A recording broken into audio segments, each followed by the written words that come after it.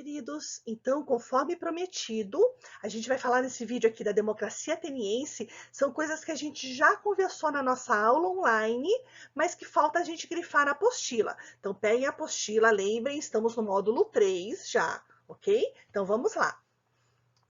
Começa lá na página 288. Revolução Hoplítica. Algumas turmas já grifaram isso, certo? Outras ainda não. Então, pausa o vídeo.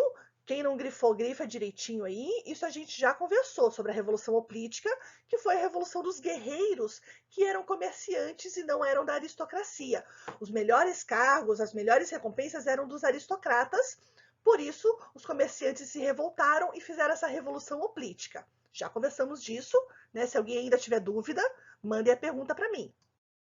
Então, quando esses comerciantes se revoltam, a população mais pobre da cidade se revolta também, porque somente os aristocratas tinham poderes. E isso causa problemas em Atenas. Por causa disso, né, as pessoas acabaram exigindo que a cidade mudasse.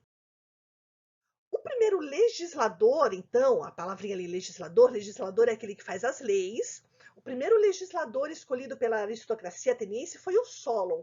O Solon fez várias coisas importantes, gente. Ele acabou com a escravidão por dívida, ele aumentou a quantidade de cidadãos com direitos políticos, criou o Conselho dos 400, que era uma assembleia de 400 cidadãos eleitos, criou também a Assembleia Popular, que é onde participava todo mundo que fosse cidadão. Lembrem, né? Cidadania em Atenas não era para todo mundo, apenas homens adultos, livres, nascidos em Atenas, filhos de pai e mãe ateniense, certo? E também criou o Tribunal Popular para cuidar da justiça. Porém, o Solon fez todas essas mudanças, mas os cargos mais importantes ainda estavam na mão dos mais ricos.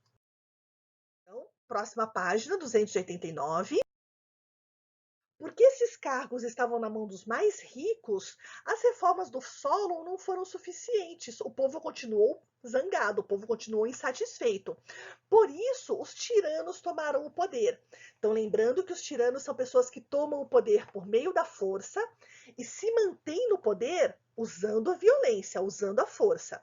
Então, os principais tiranos atenienses foram o Pisístrato, o Hípias e o Hiparco. Desses três, o mais importante é o Pisístrato. Ele fez várias reformas importantes, gente. Ele construiu fontes, construiu canais, construiu portos, melhorou o comércio e ele apoiou cientistas, filósofos, artistas, intelectuais e construiu bibliotecas.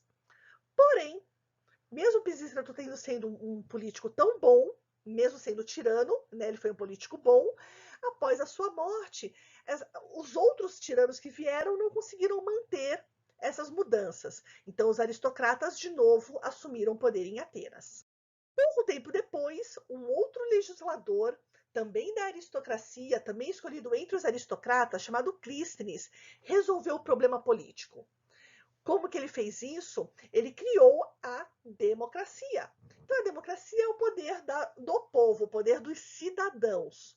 Então, todo mundo que fosse cidadão poderia agora falar nas assembleias, participar das assembleias, poderia votar e ser votado para os cargos importantes. Então, os cargos importantes não ficavam mais na mão somente dos ricos, ficava na mão de quem fosse votado, independente do seu dinheiro.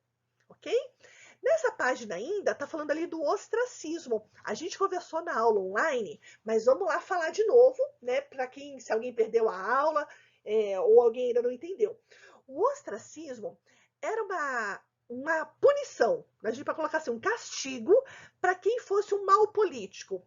Se algum político tivesse sido perigoso para Atenas, se as pessoas julgassem que ele estava ameaçando a democracia ateniense, ele poderia ser expulso da cidade.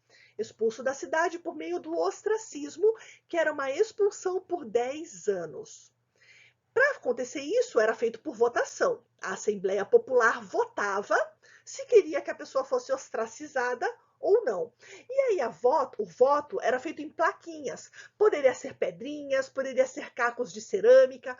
Na foto da nossa apostila são caquinhos de cerâmica. Um vaso que quebrou e eles aproveitaram os caquinhos para fazer os votos, certo?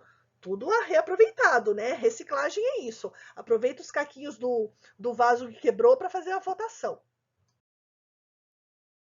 Próxima página, página 290. A gente vai falar do Péricles. Depois do Clístenes, que foi muito importante, o Péricles foi outro importante legislador de Atenas. Então, o Péricles ele pensou nas pessoas mais pobres, nos homens que eram cidadãos atenienses, mas que eram mais pobres.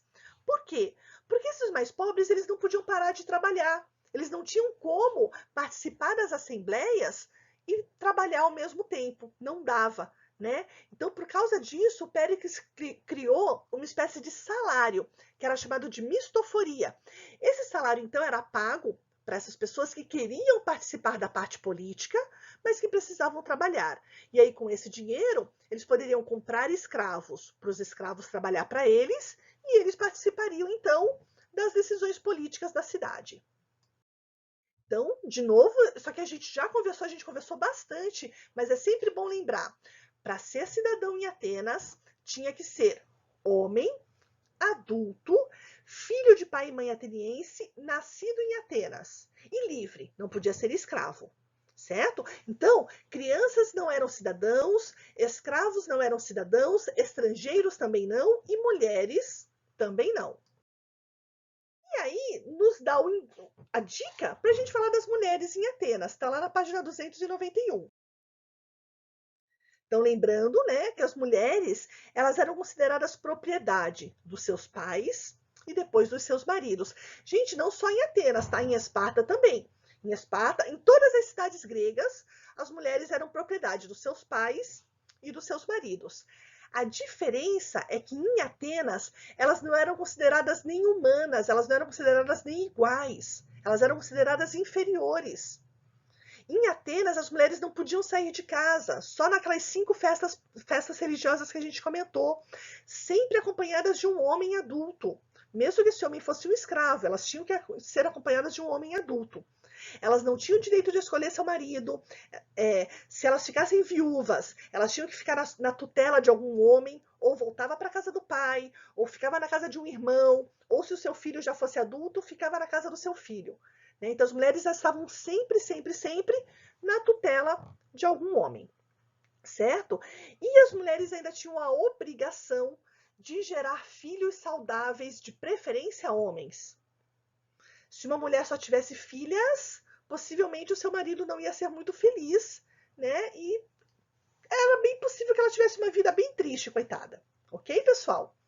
Pessoal, então é isso. Qualquer dúvida é só me avisar.